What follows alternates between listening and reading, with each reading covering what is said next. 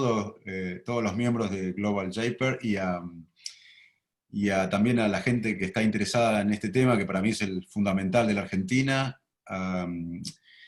Los felicito nuevamente por la iniciativa de pensar multidisciplinariamente la vulnerabilidad, la pobreza.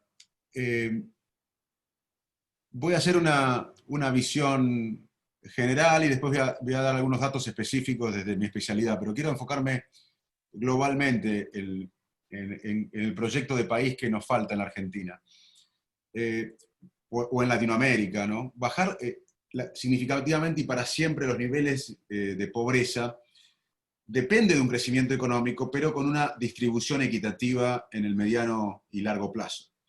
Los parches nos cuestan muy caros en las sociedades pobres. Hoy necesitamos en muchos países, para tener mayor riqueza, mayor redistribución, una revolución que llamamos del conocimiento, educativa. La necesidad de invertir en la educación es clave para el desarrollo de las personas y del país. Pero para que una educación sea exitosa, y acá está el tema que discutimos hoy, que pensamos hoy, es las personas tienen que estar bien nutridas. No solo no tener hambre, que es algo inmoral, inaceptable, sino tienen que estar bien nutridas. Alguien puede estar sin hambre, pero mal nutrido, y eso afecta la capacidad de aprender. También con estímulos afectivos y cognitivos adecuados. O sea, hoy la capacidad de aprender, en cierta manera, es un área de la que tenemos que hablar más. El mundo, nos guste o no, está basado en el conocimiento, en la capacidad de generar valor, generar riqueza de las sociedades y de los países con el valor agregado, con la inversión en ciencia, en tecnología, la vinculación con la producción. Eso es lo que genera la riqueza en los países, entre otras cosas. Pero lo más importante es el valor agregado. Y para eso tenemos que tener un pueblo bien nutrido, educado, con la posibilidad de movilidad social a través de la educación, del esfuerzo. Y para mí esto no es un eslogan, es lo que pasó en mi vida. Yo no nací en una élite, ni social, ni económica, ni política, y la educación fue lo que me permitió cumplir mis sueños y tener una voz en mi área de la ciencia, o que ustedes me inviten acá. Como saben ustedes mejor que yo, la pobreza es mucho más que una cuestión de ingresos. Si la consideramos en forma multidimensional, la lucha contra la pobreza debe incluir no solo políticas económicas que alienten la estabilidad macroeconómica y el crecimiento, sino también políticas de protección social, nutricionales, educativas, habitacionales, ambientales, productivas y laborales. Y tenemos que no tolerar más la corrupción, ni la falta de instituciones, porque eso impacta claramente también en la posibilidad de salir de la pobreza. Yo tengo 51 años, Argentina en el 75, las primeras memorias de los seres humanos son a los 4 o 5 años. Las primeras memorias mías fueron a los 5 años, y en ese momento Argentina tenía 5% de pobreza. Hoy tenemos alrededor de mitad de la población, 50% de pobreza. El hambre, obviamente, el hambre es crónico en la Argentina, por lo menos tiene varios años. Yo vengo planteando el tema del hambre en otros gobiernos, inclusive en gobiernos anteriores al anterior. Pero cuando hay un veranito económico nos olvidamos, muchos se olvidan, no todos, pero muchos se olvidan. Hay muchos de acá que luchan permanentemente por eso. El hambre se debe resolver ya, es inhumano. Lo que quiero marcar que eso no debe ser el objetivo final. El objetivo final para el cerebro en desarrollo, primero que el cerebro termina de desarrollarse después de los 20 años. Así que no entren en el marketing de los 1000 días. Obviamente que los primeros 1000 días son claves. Pero si los gobiernos hacen algo a los 1000 días y al 1000 día 2 no hacen nada, estamos en problema. Porque es importante los 2000 días, los 3000 días. El cerebro termina de desarrollarse después de la segunda década de la vida. Así que no entren en el marketing de los 1000 días, que son importantes, pero después muchos se pueden quedar tranquilos que los primeros 1000 días están cubiertos, pero hay que trabajar los 2000 días, 3000 días, 4000 días, etc. Muchos de los chicos en Latinoamérica y en otras partes del mundo muchos de nuestros chicos en Argentina crecen en condiciones sanitarias y habitacionales precarias, expuestos a ambientes peligrosos, como todos saben, para su bienestar físico y mental. No podemos contentarnos con resolver el hambre, debemos hacerlo, pero no debe ser la meta final para nada. Debemos tener como meta final que los chicos desarrollen su máximo potencial, y eso es una buena nutrición, aunque no tengan. Ahora voy a mostrar algunos datos de chicos de Ecuador de 4 años, datos del BID, que comen bien, pero que no tienen buena nutrición y su impacto cognitivo. Y además, estímulo afectivo y cognitivo. Aunque tengamos buena nutrición, si no tenemos estímulos cognitivos y afectivos, vamos a tener un impacto, nos guste o no, en el aprendizaje. Y el momento de actuar es ahora, por eso es muy importante esto, y cuando Ailín me lo planteó, dejé muchas obligaciones para estar acá, aunque sea media hora. Y lamento no poder ahora ver a los otros expositores, pero después lo voy a ver grabado porque me interesa mucho escucharlos. Cuanto más tempranas las intervenciones, más podrán reducirse los efectos adversos de la malnutrición, no solo del hambre, de la malnutrición, de la pobreza multidimensional. Y la inversión en la infancia es lo más redituable que puede hacer un país. La mejor inversión de un país es invertir en la gente, en el desarrollo humano, y más en la infancia. Pero, repito, no nos dejemos arrastrar por el marketing de los 1000 días, porque es un mito los 1000 días. Los 1000 días claramente son importantes, pero también son importantes los días siguientes hasta la segunda década de la vida. Y el cerebro es plástico, siempre se puede hacer algo. Siempre se puede hacer algo. Esa es la sensación que quiero decir, es que, porque con el mito de los primeros días dijo, bueno, si mucha gente después de 2000 días ya no podemos hacer nada. No, siempre se puede hacer algo. El cerebro siempre se puede estimular. Así que me parece que tenemos que también, para luchar contra la pobreza, pensar la educación como la mayor herramienta para la lucha de la desigualdad. La mejor arma, decía Mandela, para salir de la pobreza es la educación. Y para eso hay que pensar más allá del sistema educativo. Se trata de preparar a los chicos para que tengan la capacidad de aprender, o que tengan la potencialidad de aprender. Y como dije varias veces, pero repito, la capacidad de aprender tiene que ver con la buena nutrición, no solo con no tener hambre, con estímulos afectivos y estímulos cognitivos. Si no, los chicos lamentablemente van a tener un impacto en la capacidad de aprender.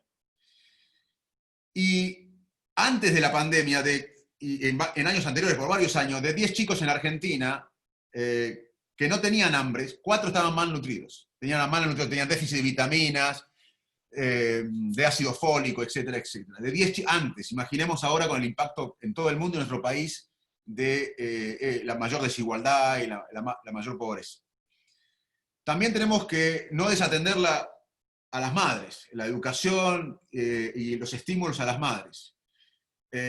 Hacer foco en el aprendizaje real de las habilidades básicas y no desestimar la evidencia que provee la ciencia en las políticas públicas. Las ciencias tienen que ser una herramienta, como estamos viendo ahora con la pandemia, clave para las políticas públicas. Los funcionarios y los dirigentes muchas veces toman decisiones, o tomaron muchas veces en el mundo, con las intuiciones. Está bien, pero hay que tener más en cuenta la evidencia científica. Y también necesitamos un cambio de mentalidad. Hoy, pese que a los datos muestran una correlación entre el nivel educativo alcanzado, la calidad de ocupación y la movilidad social, en nuestro país se perdió, me parece a mí que se perdió la idea de que la educación es una herramienta de movilidad social. Ahora les voy a mostrar datos. Cuando yo tenía 7 años pensaba que alguien como yo, que no nació en la élite, ni social, ni económica, ni política, tenía una herramienta, un arma bárbara que era la educación para tener movilidad social, para mejorar la autoestima, para cumplir sus sueños, conocer el mundo. Hoy se ha perdido un poco eso, según los datos que voy a mostrar. Tenemos que recuperar el ecosistema, porque el cerebro básicamente aprende cuando algo nos inspira, nos motiva y nos parece un ejemplo. Y tenemos que volver a un cambio de mentalidad donde la educación sea clave. Y si necesitamos ese cambio de mentalidad de la educación, vamos a necesitar salir de la pobreza, la nutrición, algo que nos empuje hacia el objetivo final. Les quiero mostrar unas diapositivas que les prometí. Voy a tratar de entrar al Zoom, de compartir screen. Espero que funcione. Este es un dato de... voy a poner así, a ver si... Este es un dato del BID. Lo publicaron en el 2015 una serie de investigadores. Son chicos de Ecuador, de 4 años, de una familia que podía proveer una nutrición adecuada, estímulo afectivo y estímulo cognitivo. Le mostraban, por ejemplo, fotos de un canguro y los chicos tenían que decir es un canguro. Una foto de una ambulancia es una ambulancia. O de un camión o de un bote. O sea, le mostraban figuras y los chicos tenían que nombrar esas figuras. Estos son chicos de 4 años de Ecuador con una nutrición adecuada, con estímulo afectivo y estímulo cognitivo. Los padres estaban involucrados, tenían una comunidad, un sentido de propósito, etcétera, etcétera. Estos son chicos de Ecuador, de 4 años también, de familias vulnerables. Los chicos comían bien, no tenían hambre, pero no se nutrían bien y no tenían estímulos afectivos y cognitivos suficientes. Y fíjense el impacto en el vocabulario, en la capacidad de aprender. Esta es una inmoralidad y este es el principal desafío que tenemos en nuestros países. Tratar de que todos salgan con la misma potencialidad, que todos crezcan con la misma potencialidad.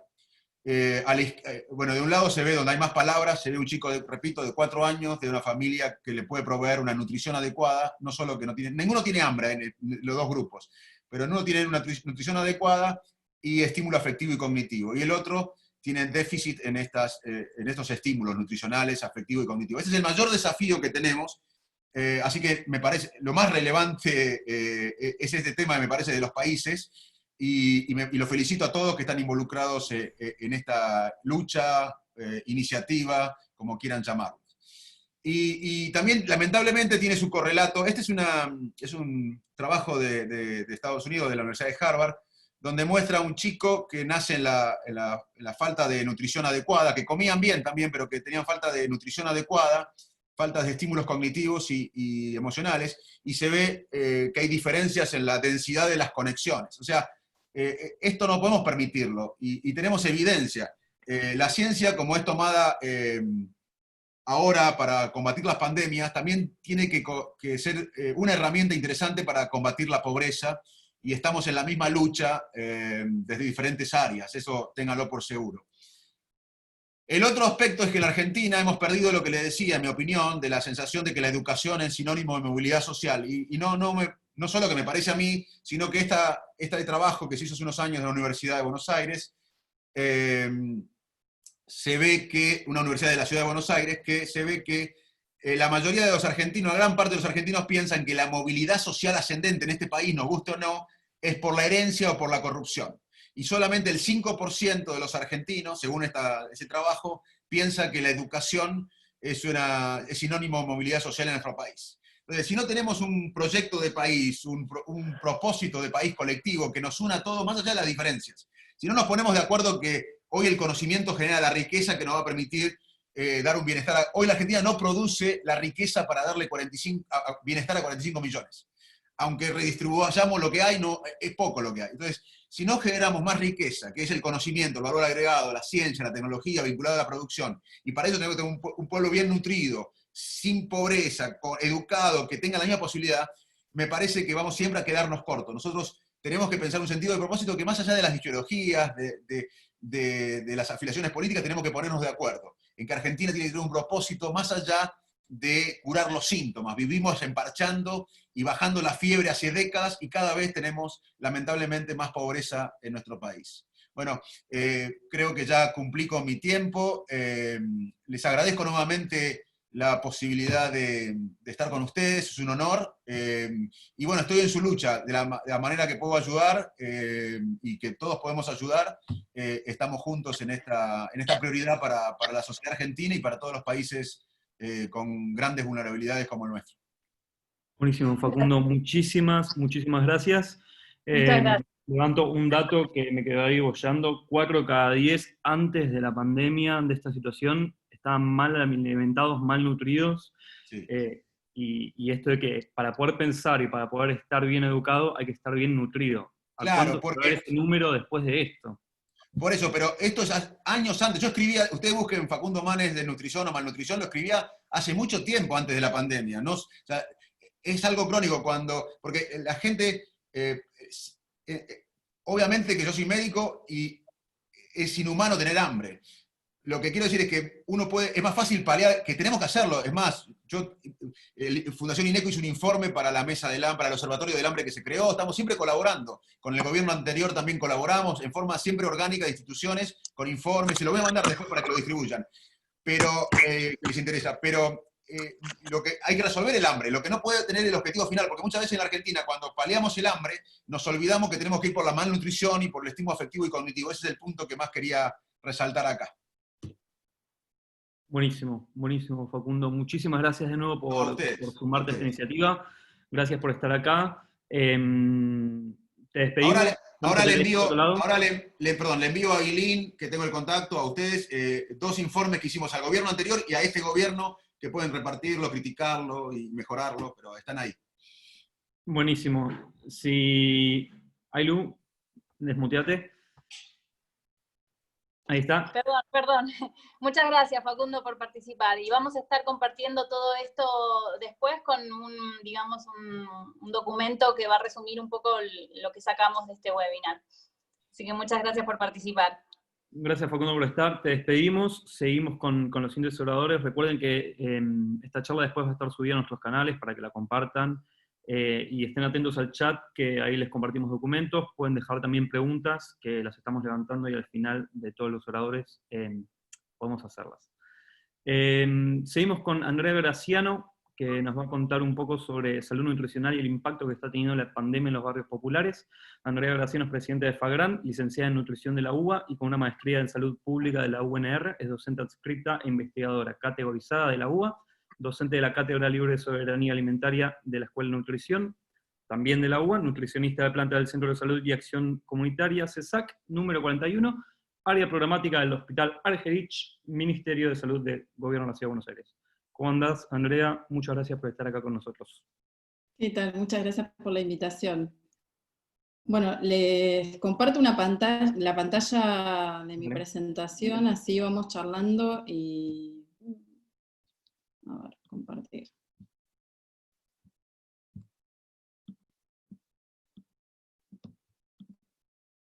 Bueno, en primer lugar siempre me gusta como contarles quién soy y desde qué lugares hablo, y el primer punto de mis presentaciones siempre suele ser una declaración de conflictos de interés, que en general declaro los conflictos de intereses económicos. Estoy tratando de mover la barra que me tapa la pantalla y no estoy pudiendo. A ver, no me deja mover la barra, ahí está, bueno. Bueno, dentro de lo que sería una declaración tradicional de conflictos de intereses económicos, no tengo ningún conflicto de interés que declarar, pero sí me gusta contarles, siempre que expongo, cuáles son mis intereses, porque de alguna manera eso les muestra o les permite a la audiencia conocer desde qué lugares hablo, y también cuáles son mis fuentes de financiamiento, es decir, cuáles son mis ingresos. Trabajo, como les decía recién en la presentación, en un centro de salud que pertenece al Sistema Público de Salud de la Ciudad de Buenos Aires. Aparte soy docente universitaria de la licenciatura en nutrición, tanto en la Universidad de Buenos Aires como en la Universidad del Salvador, y además me desempeño, y me he desempeñado anteriormente como investigadora, siempre como consultora en investigaciones o en distintos tipos de trabajos que se han realizado o que se realizan desde organismos gubernamentales, como por ejemplo en la actualidad estoy haciendo un trabajo para el Instituto Nacional de Estadísticas y Censos, y desarrollo otras actividades de manera ad honorem, como por ejemplo ser docente de la Cátedra Libre de Soberanía Alimentaria, o la presidencia de FAGRAN. Y de hecho FAGRAN, la Federación Argentina de Graduados en Nutrición, que es una entidad que nuclea a las asociaciones y colegios de nutricionistas de todo el país, es una entidad que desde el año 2016 no recibe ningún tipo de financiamiento ni de la industria alimentaria, ni farmacéutica, ni nutroterápica. En primer lugar, lo que quería era compartirles este pequeño video, que en realidad son las palabras de un discurso que dio David Foster Wallace, como para interpelarnos en primer lugar. Es breve. There are these 2 young fish swimming along, and they happen to meet an older fish swimming the other way, who nods at them and says, "Morning, boys, how's the water?" And the 2 young fish swim on for a bit, and then eventually one of them looks over at the other and goes, "What the hell is water?" Bien, esto que plantea es algo que nos suele suceder frecuentemente, ya que muchas veces estamos tan inmersos en nuestra cotidianidad que lo que solemos hacer es empezamos a naturalizar distintas cuestiones, y eso hace que las invisibilicemos, como les pasaba en esta pequeña historia a los peces que están inmersos en un agua que no son capaces de ver. Estamos en un contexto de pandemia y tomé los datos del informe matutino del Ministerio de Salud de la Nación en relación a la situación de COVID-19 en Argentina hoy. Tenemos al día de la fecha 9.283 casos y 403 muertes, de las cuales el 40% de los casos están concentrados en la ciudad de Buenos Aires. Pero si nos fijamos en el último boletín epidemiológico semanal de la ciudad de Buenos Aires, lo que vemos es cómo se distribuyen esos casos en la ciudad, ¿sí? Esos casos están claramente concentrados en dos zonas, y una de esas zonas es Retiro, que es donde está el barrio Mujica o la Villa 31, y la otra de las zonas donde están los casos concentrados es en el barrio de Flores, que es donde está la Villa 1-11-14, ¿sí? Es decir, esto de alguna manera está mostrando algo que recién compartía Facundo, que es que hay, así como sucede con otras cosas, hay una distribución, digamos, de los casos que claramente es bastante desigual, y que está pegando con mucha fuerza en los barrios populares particularmente. Y esas muertes son números, pero también son rostros, y yo puse el rostro de Ramona Medina, que es una referente de la Garganta Poderosa en la Villa 31, que falleció recientemente, y falleció luego de haber denunciado que la Villa 31 estuvo más de 10 días, ellos venían denunciando que la Villa 31 estuvo más de 10 días sin agua, ¿sí? Entonces es como muy difícil poder pensar el derecho a la alimentación sin relacionarlo con otros derechos humanos, que están todos los derechos vinculados, son derechos interdependientes, ¿sí? Entonces, no es un derecho aislado del otro, sino que el derecho a la alimentación adecuada no puede analizarse sin analizar otros derechos como el derecho al agua, a la salud, a una vivienda digna, a un medio ambiente adecuado, a un nivel de vida adecuado. Es decir, la pandemia lo que está haciendo es, nos está invitando a visibilizar las marcadas inequidades que existen en relación al pleno ejercicio de los derechos humanos, ¿sí? Que los derechos humanos en Argentina, en nuestro país, tienen rango constitucional, ya que fueron incorporados al artículo 75 de la Constitución Nacional con la reforma del año 1994, ¿sí? Ahora, si pensamos cuáles son los principales problemas alimentarios nutricionales en nuestro país, son bastante similares a los que se observan en América Latina y en el resto del mundo, y muy, muy similares a lo que pasa en América Latina en particular, ¿sí? Y hay una cosa interesante, porque se habla mucho de malnutrición, y lo que es muy habitual, sobre todo para quienes no están trabajando o muy cerca del palo de la nutrición, es asociar la malnutrición con la desnutrición, con el bajo peso, ¿sí? Con la mala alimentación, pero desde la carencia, desde el déficit. Y la realidad es que el concepto de malnutrición es un concepto mucho más complejo, ¿sí? Es un concepto que abarca, por un lado, las carencias, esta es la definición que está en la página de la Organización Mundial de la Salud, abarca las carencias, pero la malnutrición también abarca los excesos, los desequilibrios, tanto en la ingesta de energía y de nutrientes de una persona, como también en las manifestaciones físicas, ¿sí? O sea, por un lado la malnutrición abarca la desnutrición, ¿sí? Que la desnutrición tiene muchas caras. Por un lado, la desnutrición tiene que ver con la baja talla, con el retraso crónico de crecimiento. La desnutrición también tiene que ver con el bajo peso, con un peso inferior al que corresponde para la estatura o para la edad, y a la insuficiencia en relación a la ingesta de ciertos micronutrientes, ¿sí? O sea, que haya una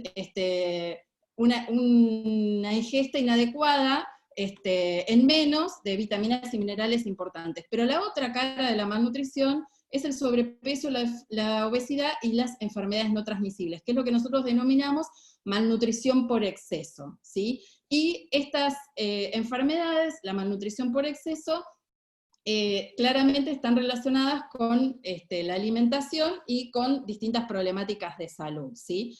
¿Qué es lo que vemos? Estos datos son los datos de la Encuesta Nacional de Nutrición y Salud, que se realizó por segunda vez en el año 2018, es una encuesta que hizo el Ministerio de Salud de la Nación en todo el país. La primera es del año 2005, se volvió a hacer en el año 2018, y lo que vemos es que en realidad el exceso de peso, esto es tomando la población de niños, niñas, adolescentes entre los 5 y los 17 años, afecta al 40% de los niños, niñas, adolescentes. Y es bastante pareja la distribución, o sea, la mitad de ellos tienen sobrepeso y la mitad tienen obesidad, y si lo comparamos con otros problemas de malnutrición, lo que vemos es que hay mucha diferencia, ¿sí? Porque lo esperable a nivel poblacional es que una problemática afecte hasta un 2,5% de la población. Es decir, lo que muestra esta encuesta es que el bajo peso o delgadez afecta, digamos, a un 1,4% de niños, niñas, adolescentes, que es lo esperable a nivel poblacional, que el retraso crónico de crecimiento baja talla afecta casi a un 4% de niños, niñas, adolescentes, lo cual está por encima de lo esperable a nivel poblacional, pero claramente el principal problema nutricional es el exceso de peso, y estos hallazgos de la Encuesta Nacional de Nutrición y Salud también han sido encontrados para otros grupos etarios y también han sido documentados por otras encuestas poblacionales que se realizaron por el mismo Ministerio de Salud de la Nación, ¿sí? Por ejemplo, también tomando los datos de la segunda Encuesta Nacional de Nutrición y Salud, el exceso de peso afecta a más de un 10% de niños y niñas menores de 5 años, afecta a casi el 70% de las personas que tienen 18 años o más.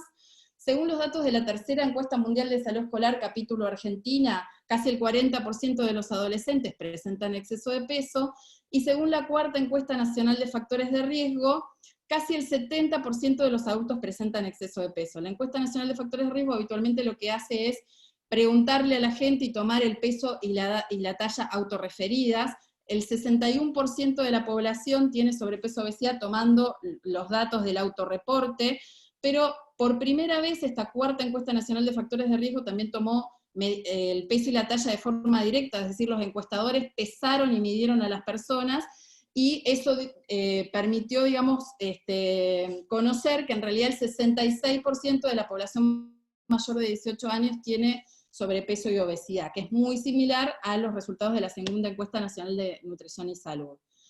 Es decir, tenemos una problemática que es la malnutrición por exceso, particularmente el sobrepeso y la obesidad, que viene creciendo. Estos son los datos de la Encuesta Nacional de Factores de Riesgo de las 3 ediciones anteriores. Cuanto más oscuro, mayor prevalencia de obesidad. Podemos ir viendo cómo fue aumentando a lo largo del tiempo en las distintas provincias, y eso ha ido también de la mano de otras situaciones, como por ejemplo que la población, tenemos que casi el 70 o el 65% de la población presenta prevalencias de actividad física muy baja, y que solo el 6% de los adultos mayores de 18 años consumen las 5 porciones diarias recomendadas por frutas y verduras. Que es muy interesante analizarlo porque los resultados de la Encuesta Nacional de Factores de Riesgo muestran que se consumen en promedio, los resultados de la encuesta anterior, porque no están todos los de esta última encuesta, que es del 2018, muestran que se consumen 2 porciones diarias de frutas y verduras, y que eso no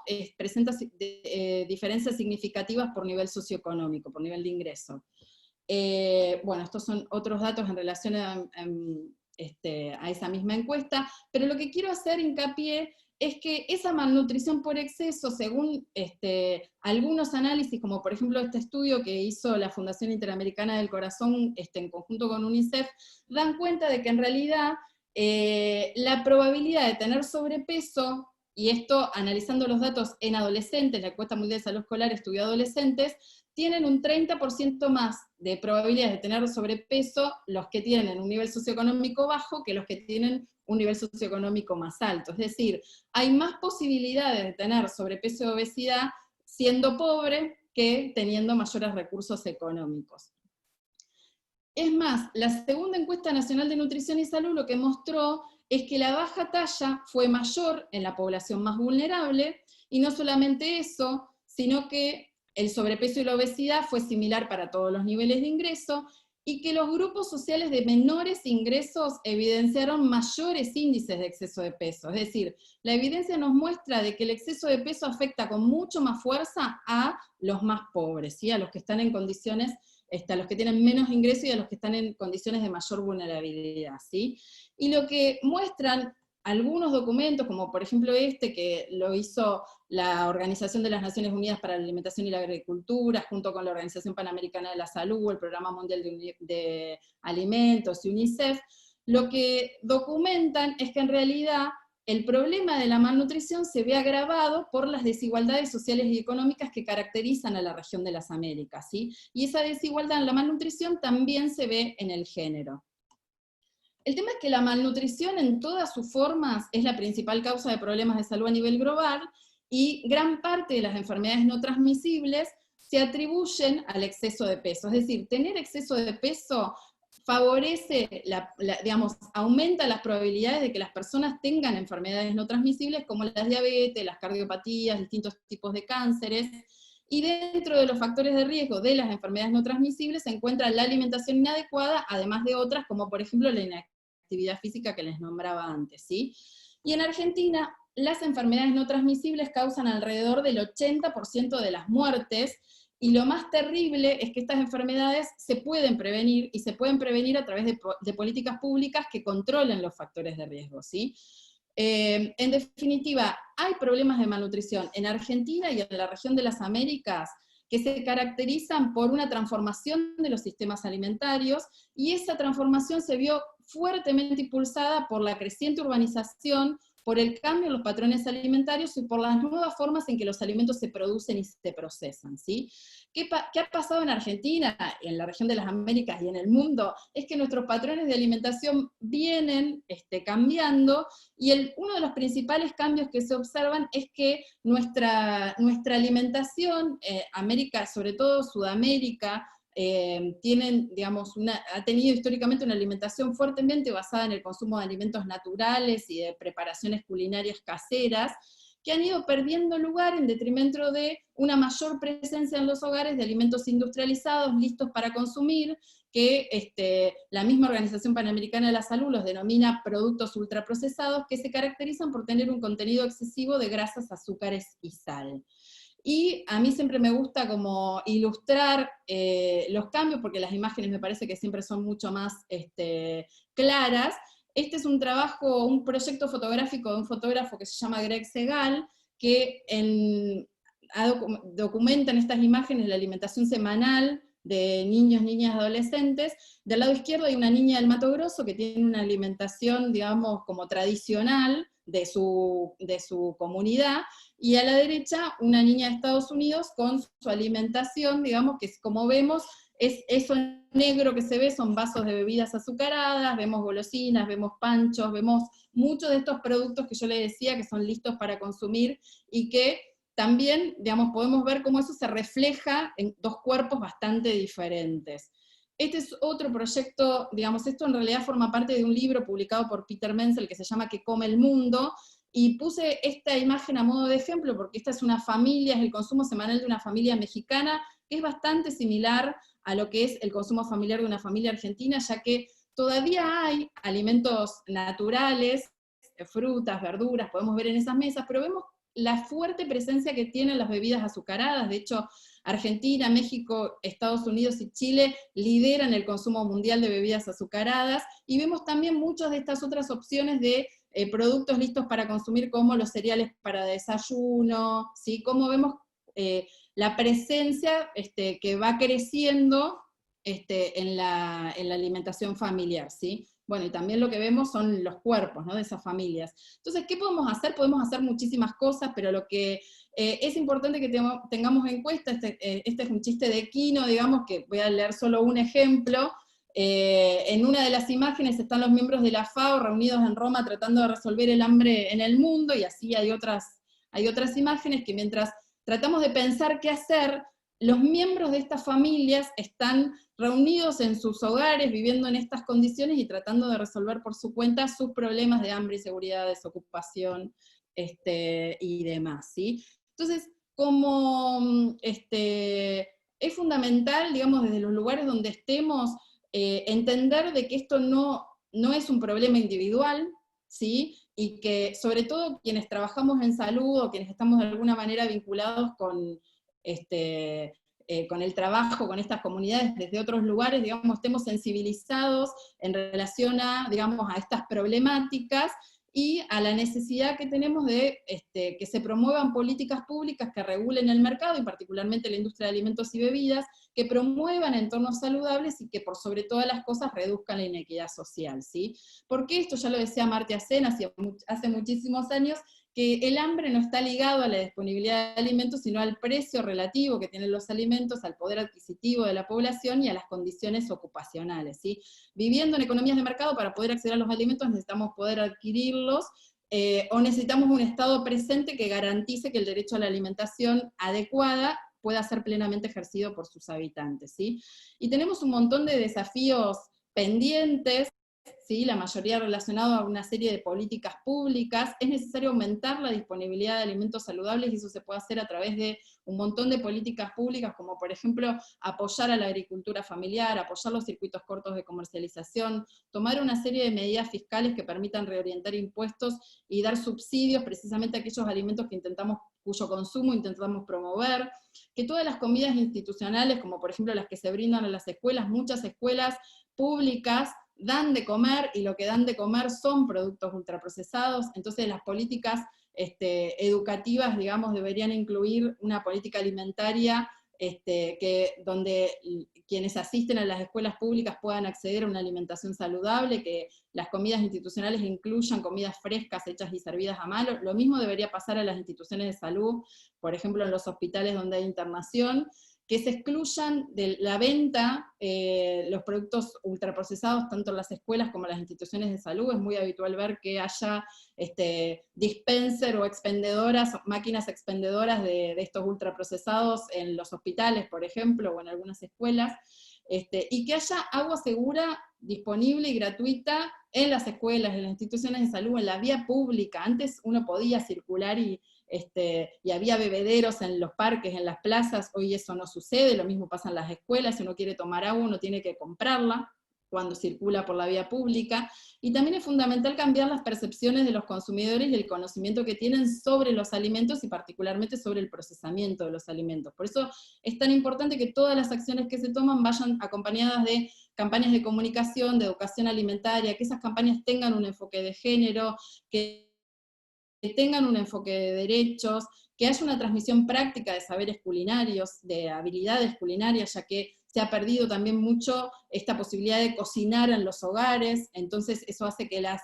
destrezas o habilidades culinarias no se puedan transmitir de generación a generación como sucedía antes. Y también es fundamental que haya una regulación a través de todos los canales y formatos de la publicidad de esos productos alimenticios que se comercializan que no son saludables, y en ese sentido es fundamental que se avance en la implementación obligatoria de un etiquetado frontal de advertencia, que dentro de los etiquetados frontales es el que ha mostrado ser más efectivo, ¿sí? Entonces, en ese sentido, nosotros de nuestros lugares lo que podemos hacer es contribuir a generar y fortalecer una voz colectiva fuerte. Hay ejemplos en algunos países, como por ejemplo en México, donde se han generado alianzas que han logrado instalar temas en la agenda, y de hecho México pudo avanzar en la implementación obligatoria de un etiquetado frontal de advertencias, y esa imagen que está en esta diapositiva forma parte de una de las campañas que se hizo desde esta alianza, apuntando a transformar los etiquetados para tener etiquetados claros en los envases, y nosotros desde la sociedad civil necesitamos empezar a exigir cada vez con más fuerza la implementación de un etiquetado frontal de advertencias.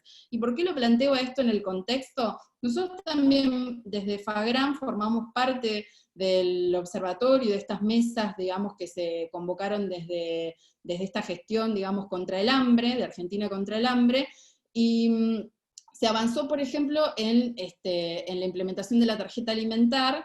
El tema es que la gente va a elegir los alimentos con los recursos que tiene, recursos simbólicos me refiero, ¿sí? En un contexto donde no hay una regulación de la publicidad, la gente compra genuinamente ciertos alimentos o productos alimenticios pensando que son la mejor opción para sus hijos, y en realidad es un producto que está bastante lejano a ser eso que dice ser, ¿sí? Muchas veces son productos que tienen alto contenido de azúcares, grasas y sal, y la gente lo compra de buena fe pensando que realmente ese alimento va a nutrir a su hijo. Por eso es tan importante que los etiquetados sean claros, porque los que hoy existen no se entienden. Por ejemplo, compra un jugo pensando que es un jugo de frutas, y en realidad este jugo es un ultraprocesado que tiene solamente un 10% de jugo de fruta, Y no es lo mismo comprar un jugo de fruta envasado a comprar la fruta, y en ese sentido hay mucho por hacer todavía, porque muchas veces las personas genuinamente creen que ese jugo, que cuando su hijo está consumiendo ese jugo, está consumiendo durazno, ¿sí? Entonces, por eso es fundamental poder modificar los entornos, que los entornos donde hoy estamos inmersos son entornos obesogénicos. Es tan importante que los entornos donde vivimos, donde trabajamos y donde estudiamos puedan permitirle a las personas hacer elecciones alimentarias adecuadas, y también promocionar, digamos, o sea, que desde el Estado se pueda, digamos, como promocionar todo lo que es la compra de alimentos en forma directa, sin tantos intermediarios, del productor al consumidor, ¿sí?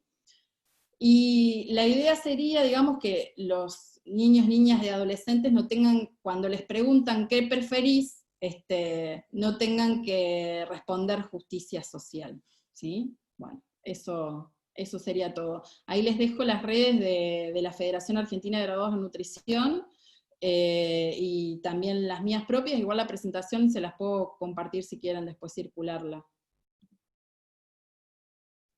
Buenísimo, Andrea, muchísimas gracias. Muy interesante, los números son tremendos, algunos, son un montón de números para que no esté tanto en tema, en nutrición, como para seguir en tan poquito tiempo, así que si nos puedes pasar el documento después para que lo compartamos, buenísimo. Me parece interesantísimo esto, ya que hablamos de nutrición, pensar en la nutrición como uno de los derechos fundamentales, como el acceso al agua, el acceso a una vivienda digna, el acceso a la educación, y está buenísimo integrarlo en ese marco de derechos humanos básicos, ¿no? Así que gracias, te quedas hasta el final, ¿no? Hubo ahí unas preguntas, algunas las contestaste que tenían que ver con etiquetas, pero hay otras que no, así que si te quedas para responderlas luego, te agradecemos un montón. Bien. Bueno, hasta acá tenemos el primer bloque de temáticas de salud, así que ahora queremos compartirles un videito cortito, que es la organización de Franco Matías Ortiz, que es otro de los Global Shapers, de Tu Casa al Barrio, se llama la organización. Ahora también le vamos a pasar ahí unos datos en el chat para que vayan viendo. Vemos este video cortito y pasamos al segundo bloque de oradores, luego de unas palabras de Matu. A ver si esta me sale. Hola, ¿se escucha Vamos, bien? Matu. Sí. Bueno, escuchando un poco todo lo que hablamos recién con Danés y el nutricionista. A ver, ahí. La verdad que escuchar el pensamiento, creo que hay que encontrarle también el lado humano, y por eso yo traté de formar esto para llevar en realidad un poco a la visión académica, que es generalmente suele haber un poco de distancia en la forma de ver y analizar la pobreza. Una cosa es analizarla y otra cosa es vivirla. Entonces, yo les traté de traer un poco de realidad acá, en este pequeño lugar, y armé unos videitos de unos vecinos que están hoy en día sufriendo la pandemia. Bien, los vemos. Un segundito, a ver si esto funciona. Me dicen si no llega a andar, ¿eh?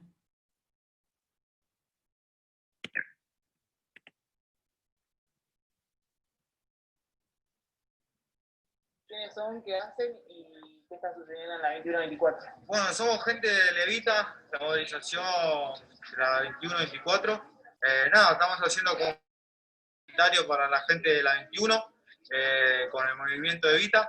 Y nada, acá estamos con la situación de la cuarentena y la situación de que nada, hay casas en la Villa 21-24. Y nada, hacemos ollas populares, hacemos lo que son las meriendas populares también. Y nada, nos movilizamos con todos los vecinos y con la gente nada, de las esquinas, de los pibes que quieren cambiar su vida y quieren hacer las cosas bien. Bueno, nada, en la Villa 21, como en todos los barrios humildes, falta la luz, el agua, se corta habitualmente y no hay mucha sustentación del gobierno ni nada de eso. Entre los vecinos arreglan todo lo que son las luces y agua y claro. También está mucho la necesidad alimentaria de los vecinos que no salen de su casa por las situaciones estas del coronavirus que se está implementando ahora en el barrio. Están apareciendo muchos casos Y nada, necesitamos las cosas de los propios vecinos dándole el apoyo a la gente que no tiene, ¿no? Porque todo se está sustentando entre todos y todos están logrando darle un poquito de comida en las casas de cada uno, entre ellos. ¿Verdad? Yo le digo una. ¿Qué está sucediendo en la 21-24 Barracas? Y ahora en este momento estamos en un pico de contagio importante y estamos todos aislados y no estamos pudiendo hacer lo que estábamos haciendo, que sería olla popular para la gente del barrio. Y bueno, estamos todos aislados, estamos parando, por ahora estamos en parate y no tenemos manera de ayudar a la gente que necesita realmente. ¿Ves un incremento de la necesidad en este último tiempo? Sí, un montón, porque imagínate, yo me pongo en el lugar de cualquiera, yo trabajo, soy monotributista y me pagan, no sé, la mitad del sueldo, digamos, una partecita, ¿no? Y mi señora también está haciendo la cuarentena porque tiene la madre enferma y la tiene que cuidar, y entonces me pongo en el lugar de cualquiera y estamos muy, muy mal, económicamente mal. ¿Y ves en riesgo la salud de los vecinos? El ingreso de ambulancia, el 147, los test. Hasta ahora creo que no se está haciendo el test. Yo tengo entendido que no se hace el test. Están ahí la carpita, ahí en la esquina que lo ponen, pero solamente rocian alcohol. No te hacen para hacerte un hisopado, dice que tenés que esperar a tener algún síntoma y recién pueden hacértelo. Así que, nada, estamos guardando eso. En la semana nos dijeron que no iban a hacer. Me llamarían para hacer un hisopado para ver cómo estamos. ¿Y contame un poco cuál fue tu impacto en la olla popular que hiciste? La olla popular surgió en la esquina con todos los chicos, que somos juntos, donde está ahí los pibes de Barracas, barraqueños.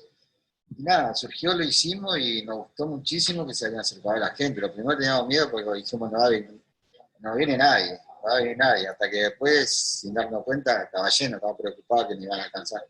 Y gracias a Dios siempre alcanzó, siempre parece que cocinamos justo. Muchas gracias. Bueno, también llegó a mi puerta la necesidad, porque de mate cocido no se vive, y de pan tampoco, porque llega un momento que vos te recaes, porque no tenés la vitamina, no tenés el alimento, no tenés eso que vos comías, aunque sea una naranja, ya sabés que te levanta la anemia, vamos a decirlo. Porque acá hay casos que, por ejemplo, hay madres que son adictas y se pierden, y los hijos quedan a la deriva. Y bueno, después también hay gente que no conoce, el que no conoce la villa, el que conoce sabe cuál es el que necesita, cuál es la puerta, cuál es cuál es el otro por los pasillos. Uno ve de afuera, de la calle, pero no ve la realidad de acá adentro de la villa. Bueno, hasta ahí el Hola, primer video. mi nombre es Franco Matías Ortiz y fundé... Ahí está, ese es el siguiente. Vamos a cortar ahí.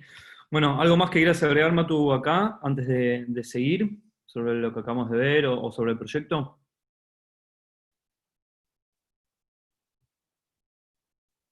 ¿Sí? ¿No? Sí.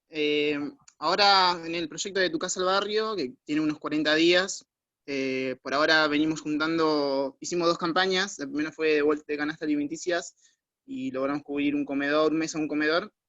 Y la segunda campaña, que la abarcamos más a leche, ahora estamos juntando, ahí me están diciendo que no me ven, ahora estamos juntando 1.800 litros en unos 20 días hicimos, y logramos impactar en 15 comedores de la Villa 21-24 y uno de provincia de Buenos Aires. Y es Genial. 1 litro cada 3 chicos, ese es el cálculo más o menos. Ahora aprovechamos este momento, si queremos copiar Gracias. ahí, gracias a vos, Matu. En el chat los datos para sumarse a la campaña los vamos a repetir no al final. Y podemos pasar al segundo bloque, que es el de Política Pública y Derechos Populares. Va a arrancar Eduardo Rece. Eduardo Rece es arquitecto y docente del Instituto del Conurbano de la Universidad Nacional de General Sarmiento. Además es director del área de derechos, es director de área de Derechos Económicos, Sociales y Culturales, CELS, Centro de Estudios Legales y Sociales. ¿Cómo andás, Eduardo? Gracias por sumarte a esta charla.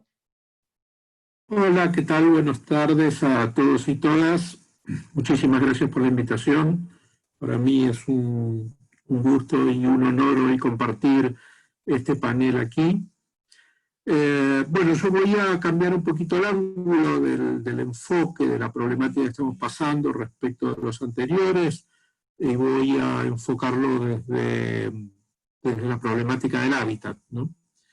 Y empecemos.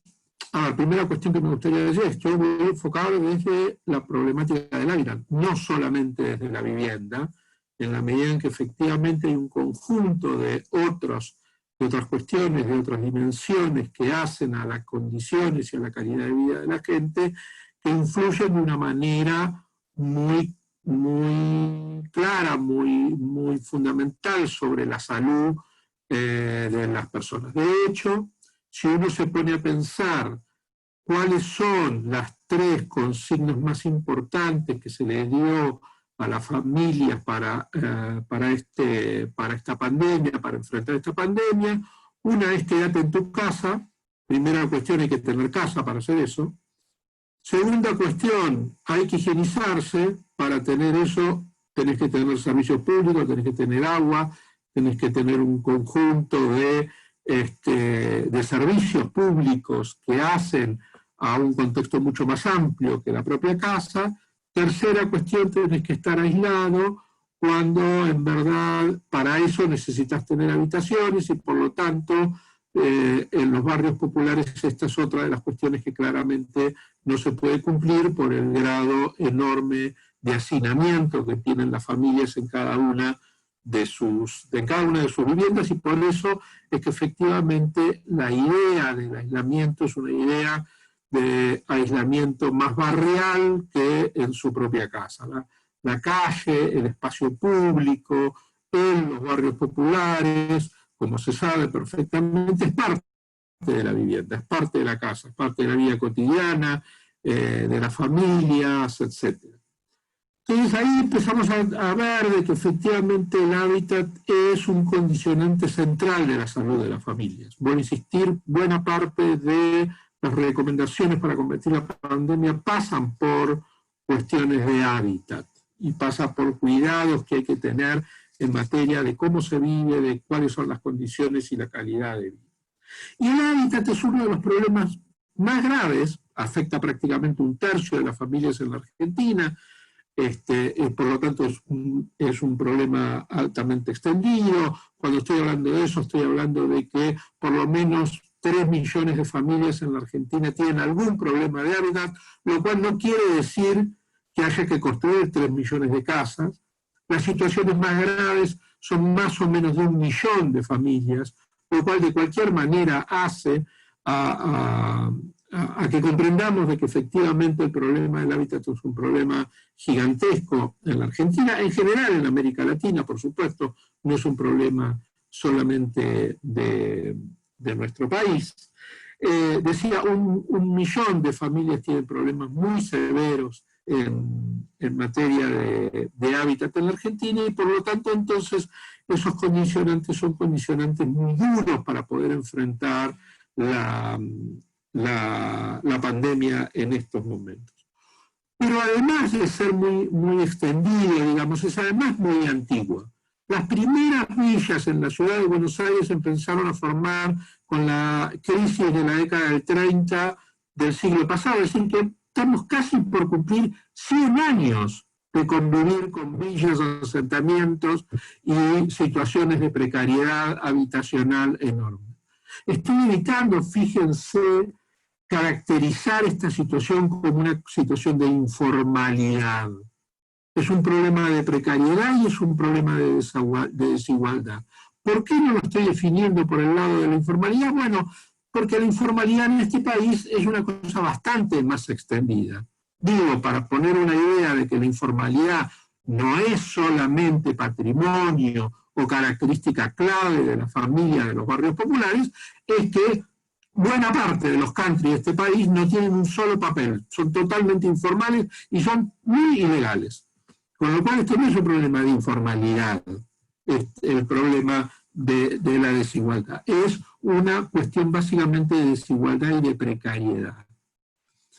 Entonces no solamente es muy extendida, es muy antigua también, y estoy refiriéndome entonces a un problema básico que revela las condiciones de hábitat, como dije recién, que es la desigualdad. ¿Y por qué digo la desigualdad y no la pobreza? Porque es precisamente la imposibilidad de poder acceder por las vías del mercado, por vía de las políticas públicas, etcétera, a una vivienda digna, y porque el hábitat se convirtió, las limitaciones de acceder a un hábitat digno se convirtieron en una pieza fundamental para explicar los problemas de desigualdad o la reproducción de la desigualdad en nuestros países. ¿Y por qué es un proceso que efectivamente el hábitat, al cual la desigualdad, la precariedad del hábitat contribuye? Porque efectivamente el hábitat ayuda a reproducir desigualdades en otros campos. Quienes viven en los peores lugares son también los que tienen las mayores dificultades para acceder a la educación o a los servicios de educación, de acceder a la salud. Digo, los compañeros y las compañeras que veíamos recién de la 21-24 o de la 11-14, por supuesto las ambulancias no pueden entrar, por supuesto que se inundan las cosas y tienen que faltar al trabajo muchísimos días al año, por supuesto que no pueden acceder con facilidad a las unidades sanitarias. Es decir, que la precariedad de hábitat es un mecanismo de violación de muchos otros derechos que solamente el derecho a la vivienda. Y por supuesto son también barrios donde se sufre muy fuerte el problema de la inseguridad. En Puerto Madero hay 700 cámaras custodiando a quienes viven ahí. Los principales problemas de inseguridad son los problemas en los cuales, en los barrios populares, que están a merced, obviamente, de también el abandono en materia de medidas de seguridad por parte de los organismos estatales. Entonces es muy importante entender esta cuestión de la reproducción de la desigualdad a partir de la precariedad del hábitat. Lo que justamente nos diferencia, por ejemplo, una de las cosas que nos diferencia de manera notable de los países centrales, es que en los países centrales también hay desigualdad de ingresos, pero sin embargo no hay desigualdad en el acceso al hábitat. Es decir, hay desigualdad de ingresos en España, pero no tienen villa. Y eso supone entonces una situación muy diferente en términos de la posibilidad de acceso, insisto, al resto de los derechos. ¿Cómo se enfrenta entonces esto? O qué es lo que hemos discutido desde el CELS y de muchas otras organizaciones con las autoridades para enfrentar el tema del hábitat? Bueno, nosotros dividimos la problemática en distintos grupos sociales vulnerados. Y voy a intentar pasarlo muy rápido, solamente quiero tratar de focalizar en estos grupos, con la problemática de estos grupos durante la pandemia, tanto en la ciudad de Buenos Aires como en la provincia de Buenos Aires y en el resto de las provincias. La primera discusión que tuvimos con las autoridades es: hay que suspender los desalojos. Pero no se pueden permitir más desalojos, no se pueden permitir que mientras dure la emergencia que estamos enfrentando, efectivamente el desalojo sigue siendo un mecanismo tradicional en la sociedad argentina para resolver los problemas de la vivienda. Hay un decreto que se sacó un tiempo después que nosotros pedimos esto, unos días después que pedimos esto, pero solo está limitado a aquellas familias que no pueden pagar el alquiler, lo cual está bien en sí mismo, pero no dice nada, por ejemplo, de los violentos desalojos en los barrios populares, de los desalojos de compañeros y compañeras que viven en los hoteles y pensiones, etcétera, y que no tienen ningún contrato, porque en esos lugares, como ustedes saben, ni siquiera hay contrato y el ejercicio de el derecho de admisión rige a través de métodos violentos de los propietarios, etc. La segunda cuestión que hemos hecho mucho hincapié y en la que tenemos que tener una visibilización muy clara es sobre las personas en situación de calle. La calle no es nunca el mejor lugar para vivir, y mucho menos en esta situación. Por lo tanto, entonces ahí hay un grupo de enorme vulneración en las cuales en el censo en el cual nosotros tomamos parte el año pasado en la ciudad de Buenos Aires encontramos más de 7.600 personas viviendo en situación de calles, y obviamente el censo se limitó a la ciudad de Buenos Aires por falta de recursos, pero si hubiésemos hecho el censo en toda la región metropolitana, efectivamente ese número era muchísimo mayor. Estamos hablando de gente que vive en la peor de las situaciones porque ni siquiera tiene una chapa para poder protegerse en la calle, por lo tanto sufren las peores privaciones. Y justamente no es casualidad que en la ciudad de Buenos Aires eso revele la peor de las situaciones, porque efectivamente fueron los paradores del gobierno de la ciudad de Buenos Aires los primeros en tener brotes de contagio violentos justamente en las semanas que pasaron, las semanas pasadas. El tercer grupo es el grupo de los inquilinos de las familias inquilinas del mercado formal de alquileres. En la ciudad de Buenos Aires, aunque a ustedes les asombre el dato, más del 35% de las familias alquilan, es decir, que 1 de cada 3 familias alquilan en la ciudad de Buenos Aires. Y el promedio nacional es del 20%, es decir, que estamos hablando de más de 8 millones de personas que alquilan, muchas veces alquilando en una situación de enorme desigualdad de derechos frente a las inmobiliarias, frente a los propietarios, etcétera, y por lo tanto entonces, y además en una situación como se relataba recién, como los compañeros de la 1114 y de la 2124 relataban, con una enorme falta de trabajo y por lo tanto acumulando deudas permanentemente con las cuotas impagas de sus viviendas. Aquí hay una cuestión también asociada y de la cual no tengo tiempo de referirme hoy, pero es si ustedes tienen posibilidades de relevar, se asombrarían del grado de endeudamiento que las familias argentinas están teniendo precisamente por falta de trabajo, por falta de ingresos y por aumento de los alimentos, de los alquileres, etcétera. El nivel de endeudamiento en este país creció de una manera extraordinaria. La cuarta cuestión que planteamos es con los residentes de hoteles, pensiones, conventillos, etcétera, que bueno, ya hablé un poquito recién, son familias que no tienen ni siquiera contrato para alquilar, que sufren enormes violencias y, por supuesto, viven también en la peor de las condiciones de higiene, de salud, etcétera. Y por lo tanto, entonces ahí dimos una serie de pautas y discutimos una serie de pautas con las autoridades para tomar medidas en estas cuestiones de los hoteles y de los conventillos, etc.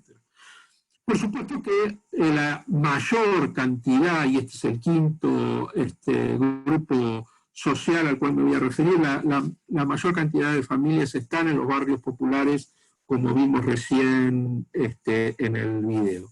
Acá hay una enorme cantidad de cuestiones de las que ya hablamos: hacinamiento, precariedad, imposibilidad del cumplimiento del aislamiento social, imposibilidad de acceso al agua, más allá de que efectivamente Ramona, como se dijo recién, murió reclamando por los 10 días de agua que no tuvo la 31, y que se repite en muchos barrios, que no salen en los barrios, que no salen en los medios porque tienen menor publicidad. Hablo de publicidad, le pongo muchas comillas a la palabra, menor publicidad de lo que pasa en la 31, pero no crean que en la 31 es el único barrio donde esto sucede, donde todavía no hay un protocolo para actuar. Es increíble que efectivamente en los barrios populares todavía no hay un protocolo definido, en este caso por las autoridades de la Ciudad de Buenos Aires, para poder actuar, para poner en marcha los operativos. Recién uno de los compañeros en el video decía, bueno, no, acá no se hacen testeos porque efectivamente no hay protocolos para poder ni siquiera entrar a trabajar en muchos de esos barrios. Y el último grupo, obviamente, en el que hicimos mucho hincapié y en el que hay que mirar muy atentamente, son la protección a niñas, niños, adolescentes, disidencias, porque ahí hay una cuestión de vulneración muy acentuada en todo lo que tiene que ver con la discriminación por género, por edad, etcétera. Todos estamos muy enterados de cómo creció la violencia de género, cómo creció la violencia intrafamiliar durante esta pandemia, y efectivamente eso tiene que ver con las condiciones, con una cantidad de condiciones sociales, pero a las cuales contribuye obviamente el hábitat. Para terminar, para sintetizar, para no hacerla más larga, porque creo que he intentado sintetizar lo más posible esta situación, lo que está haciendo la pandemia es revelar una situación que, como dije, es antigua y es masiva en la ciudad de en la Argentina, como son las condiciones de precariedad y de desigualdad en materia de hábitat.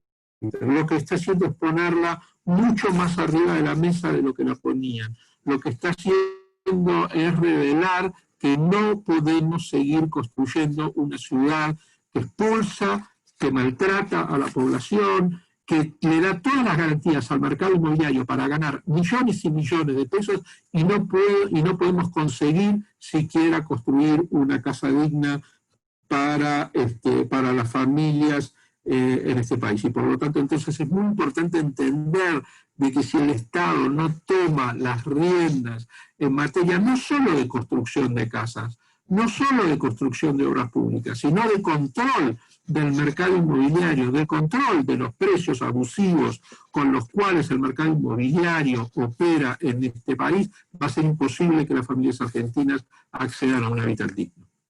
Bueno, muchas gracias. Muchísimas gracias, Eduardo, espectacular, la verdad.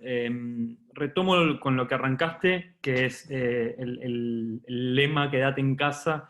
Qué difícil quedarse en casa cuando uno no tiene casa, cuando su casa está precarizada, cuando hay condiciones de hacinamiento. Da mucho para cortar y podemos hablar largo y tendido. Y también gracias por traer a la discusión las personas en situación de calle, que es otro universo que también está muy, muy vulnerado en este momento. Para cerrar, nuestra última oradora del día de hoy, Carolina Aulicino. Carolina es oficial de política social en el área de monitoreo e inclusión social de UNICEF. ¿Cómo andas, Carolina? Gracias por sumarte a esta charla. Hola, Mariano, y hola a todos y a todas que están escuchando. Muchas gracias por la invitación. Yo quería también compartirles una pantalla con una presentación.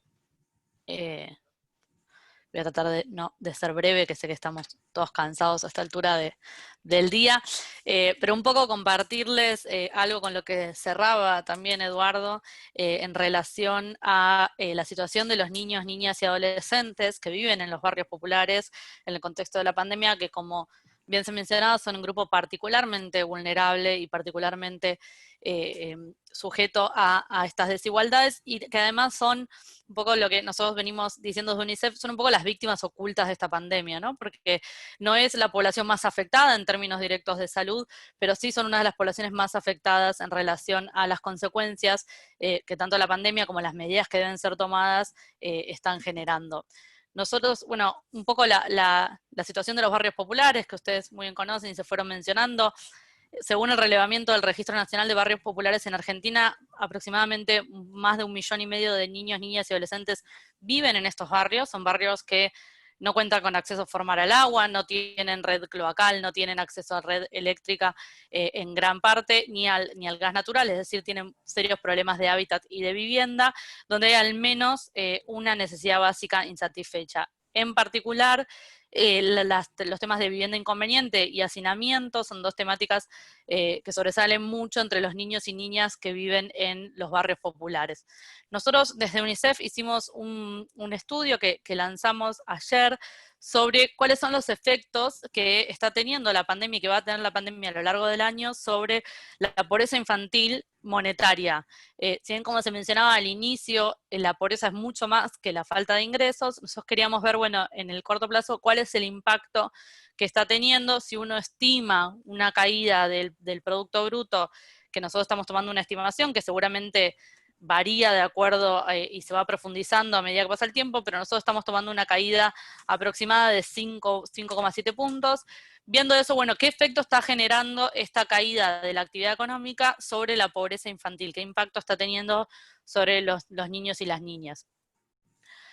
Tomamos los datos del INDEC para hacer la estimación, partiendo de un nivel al final del año 2019 de un 53% de los chicos y chicas del país ya vivían en situación de pobreza a finales del año pasado. El impacto que nosotros estimamos hacia finales de año es que la pobreza infantil se va a ubicar en torno al 58,6%, y un dato todavía más preocupante es la pobreza infantil extrema o la indigencia, es decir, aquellos niños que viven en hogares donde los ingresos no alcanzan a cubrir una canasta básica de alimentos, es decir, las necesidades más esenciales. Y hacia finales de año, el 16% de los chicos, esto es más de 2 millones de chicos y chicas, van a vivir en hogares que no cuentan con ingresos para cubrir una canasta básica de alimentos. Pero obviamente los promedios suelen esconder profundas desigualdades al interior, y estas situaciones son todavía más preocupantes en algunos grupos de hogares, en particular en lo que estamos conversando hoy, que en relación a los barrios populares. Estimando la pobreza hacia finales de 2020, una vez que la situación en barrios populares es extremadamente preocupante, 9 de cada 10 chicos y chicas van a ser pobres por ingresos hacia finales del 2020, y casi la mitad van a estar en una situación de pobreza extrema, es decir, no alcanzar la canasta de indigencia.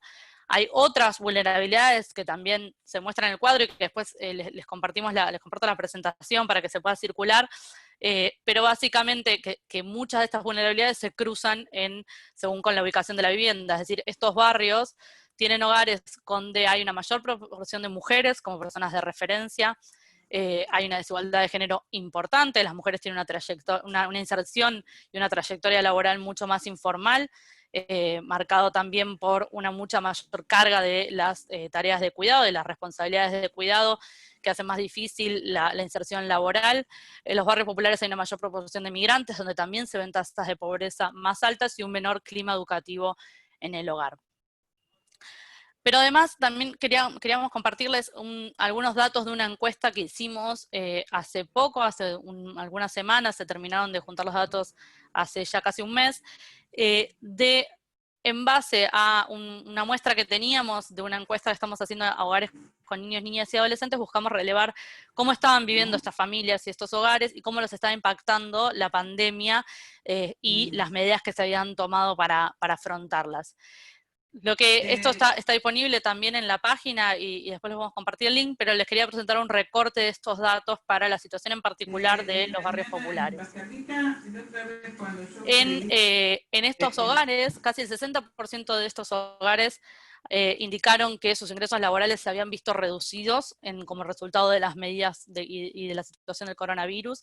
En la gran mayoría por una caída en la actividad, son hogares que se desempeñan mucho en changas, en ventas ambulantes, en actividades de cuenta propias, un 17% por suspensiones temporales, un 15% porque bajaron las ventas y un 12% porque vieron reducidas las horas de trabajo.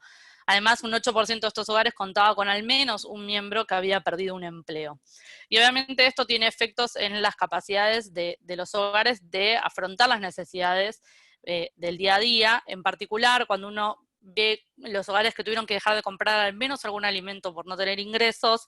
El total de hogares era el 28%, pero cuando uno se centra en villas y asentamientos, el 45% de estos hogares reportaban que habían tenido que dejar de comprar al menos algún alimento por falta de ingresos. Además, un 7,5% de los hogares tuvieron que dejar de comprar algún medicamento, y un 9% no cuenta con insumos de prevención, limpieza y desinfección suficientes, porque son caros, porque no se consiguen en los barrios, un poco también comentando lo que decíamos de la dificultad de afrontar las medidas de prevención cuando no se cuenta con los insumos necesarios.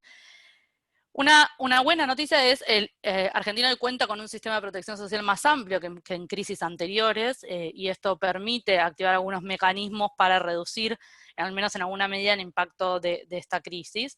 El sistema de protección social está llegando a los hogares de menores ingresos, a los hogares que más lo necesitan, si bien obviamente todavía, como veíamos por los datos de pobreza, falta. Sí notábamos que dentro de los barrios populares un 26% había recibido el ingreso familiar de emergencia, un 35% había recibido el bono de la asignación universal por hijo, y un 26% había recibido la tarjeta alimentar u otro apoyo alimentario, y la gran mayoría de los hogares afirmaba no haber tenido inconvenientes o problemas para utilizar estas prestaciones y efectivamente hacerlas prácticas. ¿Cuál es la situación también de las y los adolescentes? Buscamos en la encuesta preguntarle directamente a los chicos y chicas entre 13 y 17 años para ver también cuáles son sus percepciones y cómo estaban atravesando la pandemia. Un punto que se mencionó aquí tiene que ver con la educación. Un 87% de las y los adolescentes que viven en estos barrios indican que tienen actividades o tareas escolares en forma regular. Casi un 70% las realizan acompañados principalmente por las madres, y un 25% de las y los adolescentes de estos barrios populares no cuentan con Wi-Fi o con conexión a Internet en el hogar, y la mitad no cuenta con al menos una computadora o una tablet. Es decir, que en este contexto donde la educación se sostiene a distancia, estos chicos y estas chicas están enfrentando dificultades muy grandes para continuar con la escolaridad, y seguramente esto tenga impactos en las posibilidades de sostener su trayectoria educativa a lo largo del año. Y además hay una situación también de estrés y de angustia y de todos los miedos y de las cuestiones que uno atraviesa en este contexto. Un 21% de los chicos decían que se sentía asustado, un 16% angustiado, un 12% estaba indiferente y un 7% estaba deprimido. Es decir, hay cuestiones también de salud mental que surgen entre los chicos y las chicas, y en más de la mitad de los casos hablaba de estos temas con las madres, que como también se mencionaba, hay un efecto sobre las mujeres de una mayor carga también de las tareas por acompañamiento de las tareas escolares, de las tareas del hogar, que ya previo a la pandemia recaían en mayor medida sobre las mujeres, y que en esta situación esa brecha se amplía. Entonces, ¿cuáles son algunas conclusiones, algunas recomendaciones en relación a los barrios populares y a la situación de las niñas y de los niños? En primer lugar, algo que surge con mucha claridad es que en estos barrios es donde se combinan situaciones de pobreza monetaria y de pobreza estructural relacionadas con muchas de las cuestiones que mencionaba recién Eduardo en relación al acceso a servicios de saneamiento, a servicios de agua, a la vivienda. El Estado ha destinado, se han tomado varias medidas para mitigar los efectos de la pobreza monetaria, se ha aumentado el presupuesto social asignado a las transferencias a las familias con niños y niñas, que llega a casi 2 puntos del producto, pero la magnitud de este desafío nos marca que claramente no es suficiente. Entonces, desde UNICEF nosotros realizamos algunas recomendaciones. En primer lugar, en relación a una de las políticas que ha demostrado quizás un alcance, el mayor alcance en términos de niñez, que es la asignación universal por hijo. En primer lugar, poder continuar implementando este bono extraordinario que se dio de 3.100 pesos a lo largo de todo el 2020, porque esto permitiría que el monto total de la asignación que se recibiera supere la línea de indigencia y ayudar a las familias por lo menos a superar ese nivel de pobreza extrema. El costo fiscal estimado para eso es de 0,25 del Producto Bruto, ese es un costo fiscal que estimamos que es alcanzable. Y además también la importancia de remover en este contexto el carácter condicionado que tiene la asignación universal por hijo.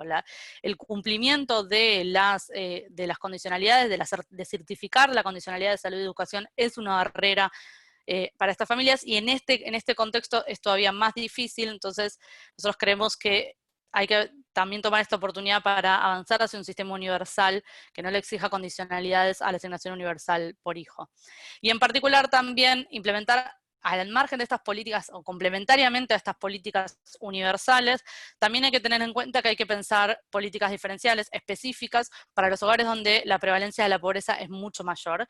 Y entre estos grupos se encuentran los niños y niñas que viven en los barrios populares de todo el país, donde hay que pensar claramente estrategias combinadas entre todos los niveles de gobierno, pero también entre los referentes y las organizaciones que trabajan y que viven en estos barrios, y que pueden aportar muchísimo a la definición de las estrategias que se tienen que tomar para pensar en medidas que realmente sean integrales. Nosotros desde UNICEF contamos con un plan de respuesta a la emergencia que se centra en 3 pilares. Uno de ellos tiene que ver con reducir los impactos secundarios que tiene la pandemia, y en ese contexto nos encontramos trabajando con organizaciones como Cáritas y como la Asociación Civil La Poderosa en estos barrios populares para ayudar a fortalecer la asistencia alimentaria de los niños y las niñas en un momento donde claramente la demanda ha aumentado muchísimo como resultado de la crisis. Así que muchas gracias.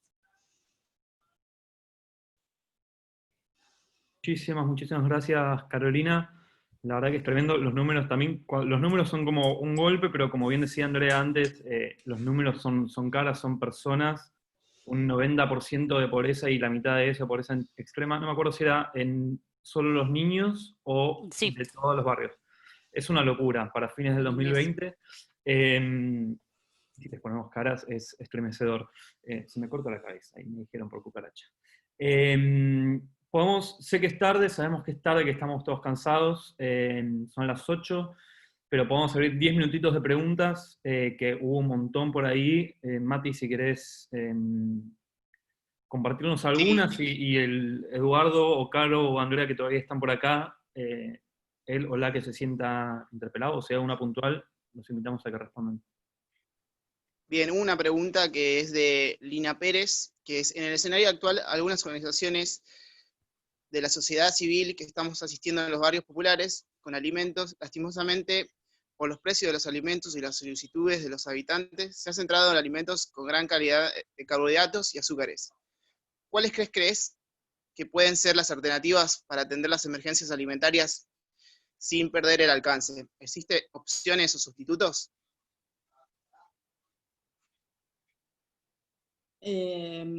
Bueno, a ver, los problemas complejos nunca tienen soluciones simples, y la verdad es que tenemos, digamos, como un patrón alimentario que necesita una transformación, y que obviamente las transformaciones también llevan tiempo. Hay, digamos, claramente uno de los cambios de hábitos alimentarios que hay que transformar tienen que ver con el bajo consumo de frutas y verduras, y de hecho las frutas y verduras de producción agroecológica que se venden de productor al consumidor tienen precios sumamente accesibles, no tienen intermediarios, son, digamos, que aparte fortalecen, digamos, como estos vínculos entre personas y demás. Eso, digamos, es algo que hay que intentar de alguna manera como recuperar, digamos, el espacio de las ferias, la autoproducción de alimentos también, que si bien en general no sirven para autoabastecimiento, digamos, sí implican un acercamiento de las personas hacia los alimentos y un vínculo diferente. Hay digamos, una disociación, digamos, está la gente claramente como muy alejada de cómo se producen los alimentos, y hay mucho desconocimiento en torno a eso. Entonces, en realidad, más que para el abastecimiento, digamos, la autoproducción de alimentos lo que implica es una transformación en la lógica, digamos, y en el vínculo de las personas con los alimentos. Entonces, ese sería uno de los caminos, digamos, esto de promover, digamos, todo lo que es el acceso, digamos, sin intermediarios, todo lo que es fortalecer las bases de la economía social y solidaria, la compra directa a los productores.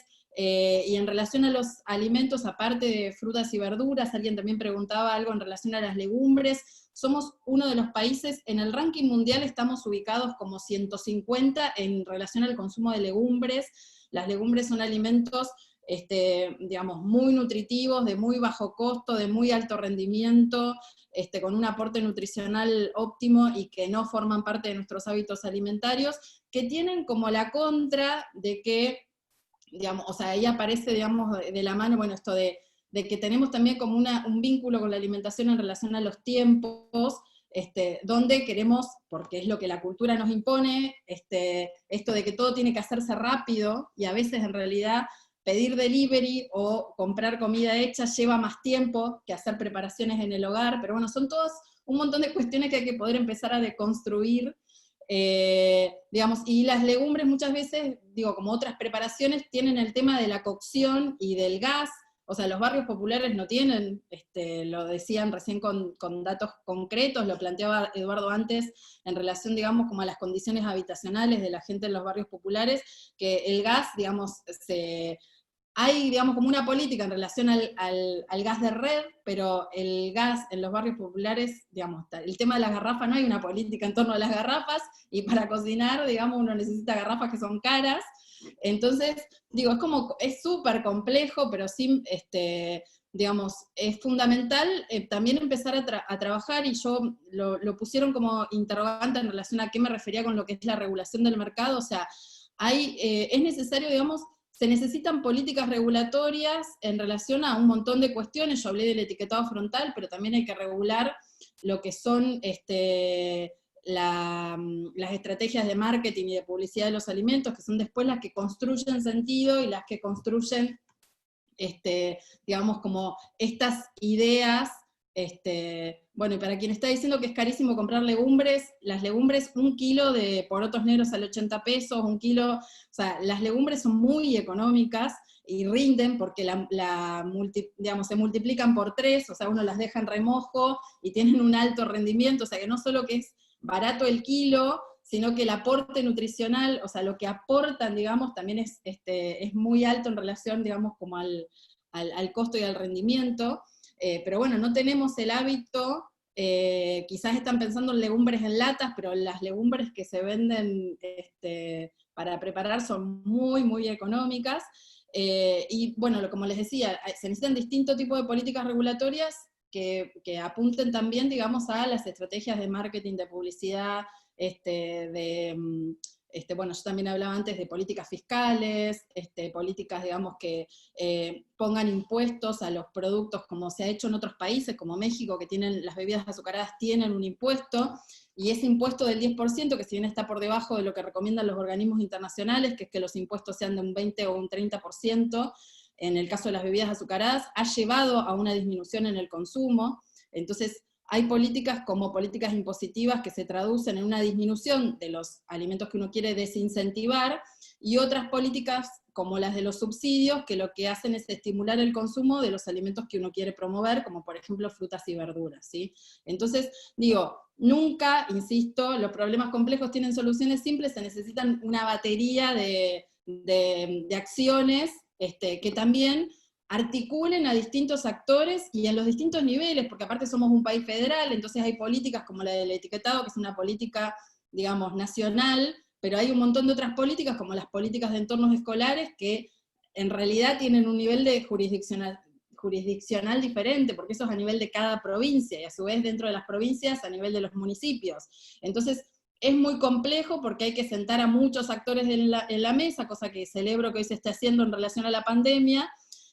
Pero bueno, la educación es clave, lo dijeron varios, es necesaria, pero no es suficiente. O sea, si hay una política educativa, pero no hay políticas que transformen los entornos en los cuales las personas estamos inmersos, es muy difícil que los cambios de hábitos tengan lugar. Entonces, se necesitan, digamos, claramente políticas públicas que modifiquen los entornos escolares, laborales, los entornos en los que circulamos habitualmente.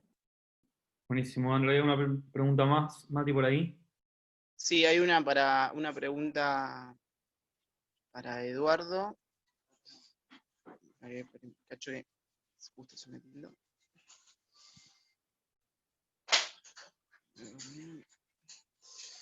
Pregunta si tiene datos de relevamientos de casas vacías en la Ciudad Autónoma de Buenos Aires, en los barrios. Estás muteado, Eduardo. Sácate el... Tuve que suspender. Perdón, no me he dado cuenta que estaba muteado.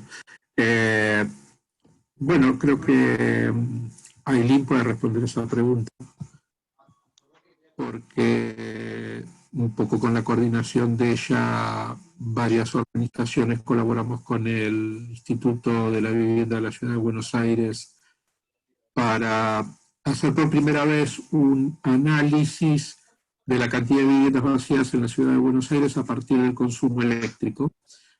No voy a describir ahora la metodología, pero fue un estudio muy interesante. El estudio reveló que en el año 2017 el promedio de las viviendas vacías se ubicaban en el 9, y pico por ciento, 9,2, algo así, lo cual significa que casi 140.000 departamentos de la Ciudad de Buenos Aires estaban vacíos.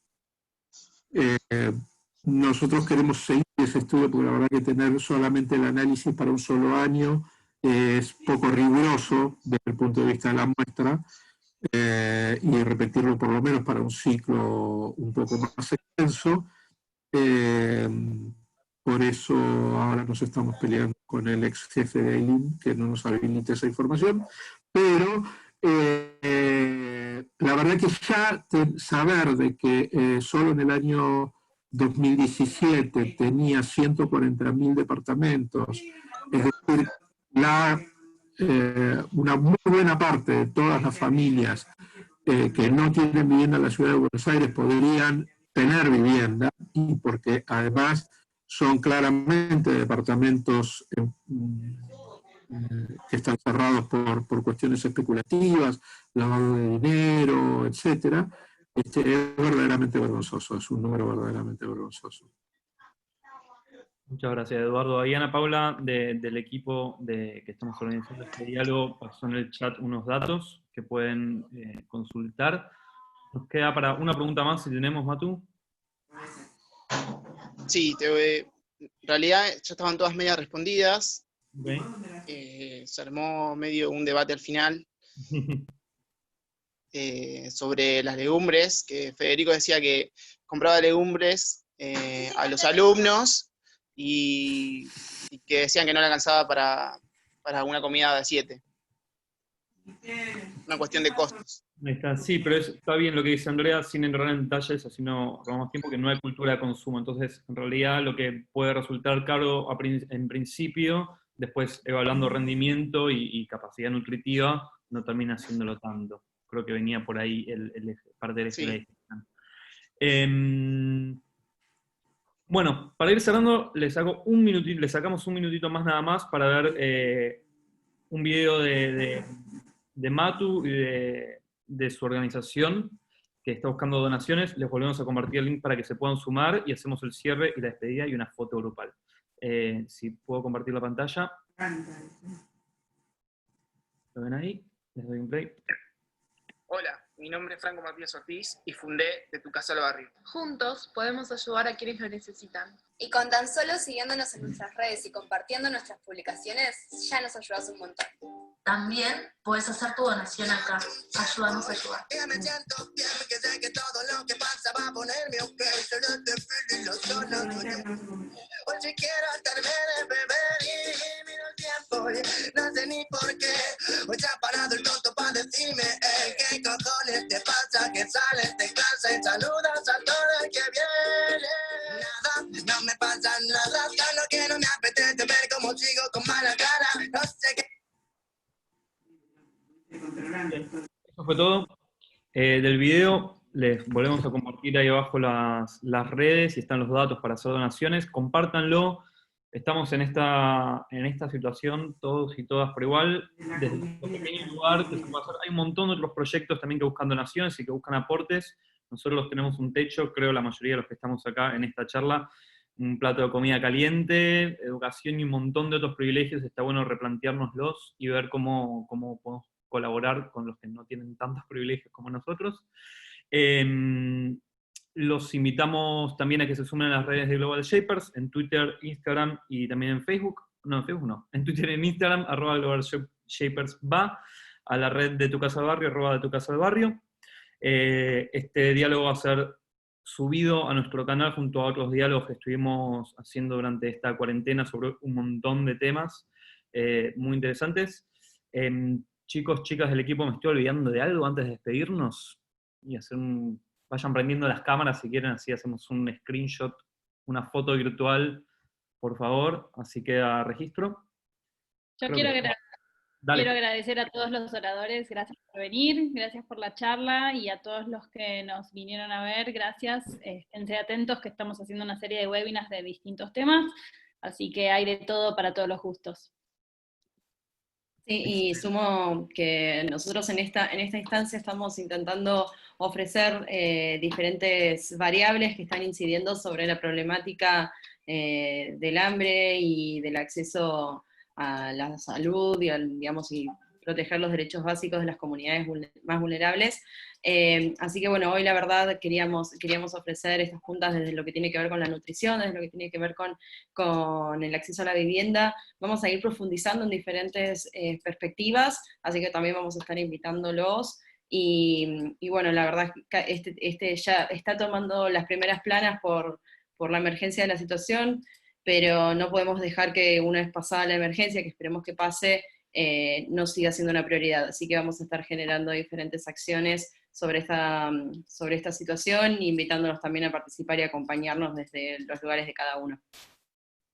Excelente, muchísimas gracias, Ani. Gracias, Eduardo, gracias, Andrea, gracias, Carolina y Facundo, al equipo y a los que asistieron. Nos vemos la próxima, calculo. Chau, chau. Adiós. Gracias a todos y a todas. Muchas gracias. Hasta luego.